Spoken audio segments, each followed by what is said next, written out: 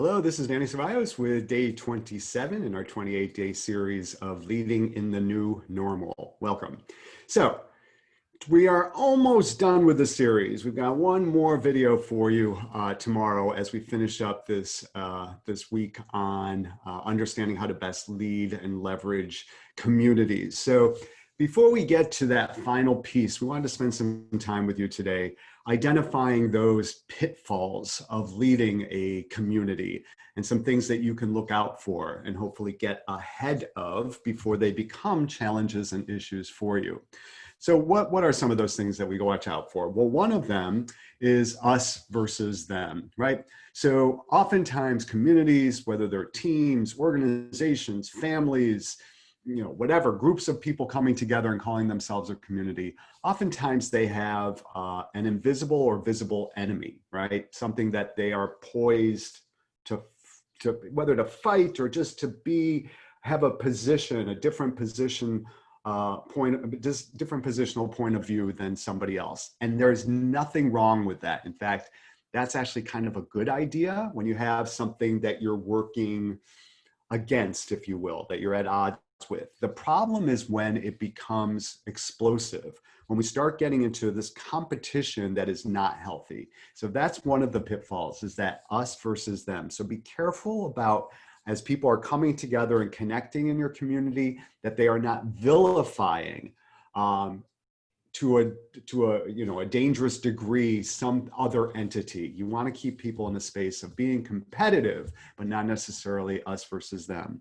The second piece is community is not really a community, meaning that folks are really not engaged, not willing to make the sacrifices that they need to make in order to bring their gifts, their best and authentic selves, to the community. So be careful as people are starting to talk about what we are together, make sure that they're defining themselves in terms of a community and holding themselves accountable to those things that you want and that you see as part of a community. Number three is relationships trump work, meaning that the interpersonal, which is important, and how people get along and how work gets done through people, actually trumps the work itself. So you want to make sure whatever this community, whatever its mission is, that is always first and forefront, right? So because by and large, communities are not paid entities, they're not rewarded in that way that is traditionally what we think of with paid positions. People need to be intrinsically motivated. And so coming together around relationships can be very alluring, and just relationships, but we want to make sure to keep the work front and center. Number four is this notion of groupthink, and that's where everybody is of the same mind. It's a good thing to Google this concept of groupthink and stay ahead of it. You don't want everybody to be of the same mind. Yes, you want community, but you don't want everybody of the same mind. And the last is something I call communities of complaint. Communities of complaint are insidious. They're insidious and they're alluring.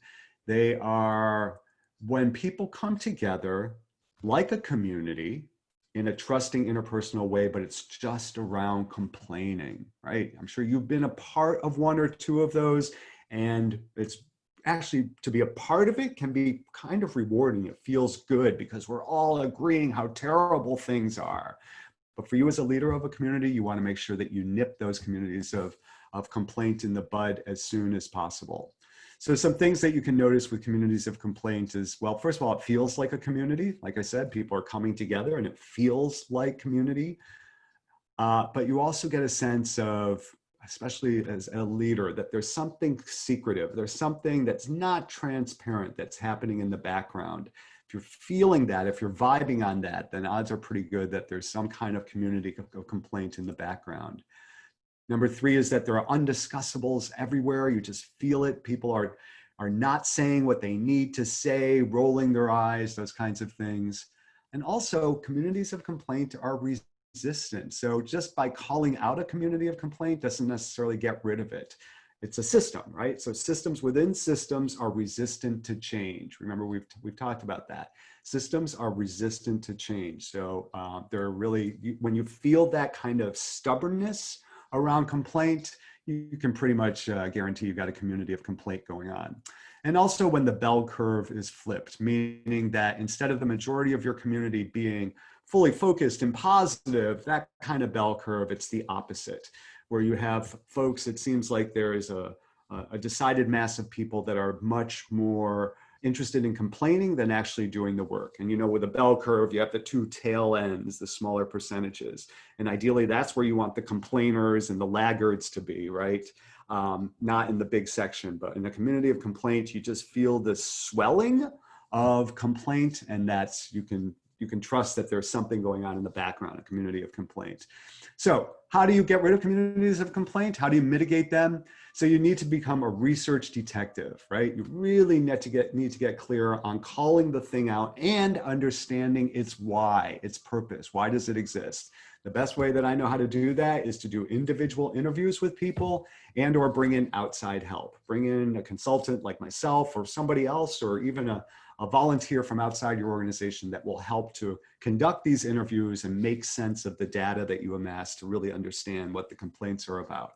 Secondly is the importance of owning your piece, right? Even if it's a small piece, what is your piece in this? How have you somehow supported this, manifested this, fed this community of complaint? Just do a deep dive into yourself.